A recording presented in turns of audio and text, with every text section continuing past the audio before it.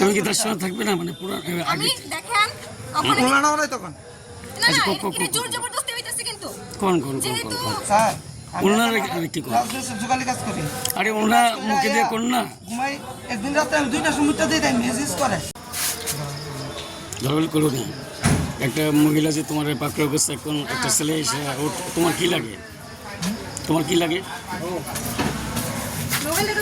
তুমি প্রেম করো নাকি ওর সঙ্গে এদিকে তুমি কি ভালোবাসো তারে দাঁড়ান আমাদের ফ্যামিলি আইতে দেন ফ্যামিলি ঘটনা হয়েছে স্যার আমার মিসেস কি নাম ওনার অঞ্জনা নাথ তাই অনেক ছেলের মানে রিলেশন আছে আজকে 2-3 বছর ধরে তাই বাপের বাড়িতে আজকে ধরেন 2-3 বছর ধরে আছে আমারও ডিভোর্সও দেয় না তারপরে হচ্ছে গিয়া এই আমার ঘুরাইতেছে অন্য ফ্লোনের লগে তাই রিলেশন রাখে অন্য ফ্লোনটা টাকা পয়সা ইয়ে করে তারপরে ডিভোর্স টিভোর্স দেয় না এইভাবেই চলছে আমার একটা বাচ্চা আছে তাই বাচ্চা ফালাইয়া অন্য ছেলের বাচ্চা কত বড় বাচ্চা 3 বছরের থেকে একটু বেশি আর কি তো অন্য ছেলের লগে তাই মানে ঘোরাঘুরি করে আমার বাচ্চা একদিকে আমার বাচ্চার পুরো কোনো পড়াশোনার সময় এই বাচ্চা আমার এর 4-5 মাস আগে আমার কৃষ্ণগঞ্জ স্যার তাই না আমি আসলাম তাই গেছিল বাচ্চা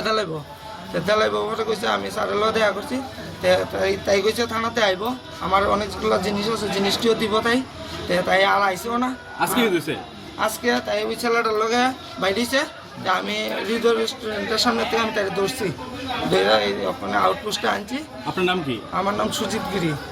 কত বছর আগে বিয়ে করছিলেন? আমি ধরেন 5 বছরের কাছাকাছি। আচ্ছা, এখন কি চাইতেছেন? ওখানে তাই যদি অন্য ছেলের লগে যায় আমার ডিভোর্স দিলে তো হয়। কোন জায়গা বউর বাড়ি? বউর বাড়ি এখানে গুনকি। নাম কি কার না? আপনার ওয়াইফের নাম কি? অঞ্জনা নাথ।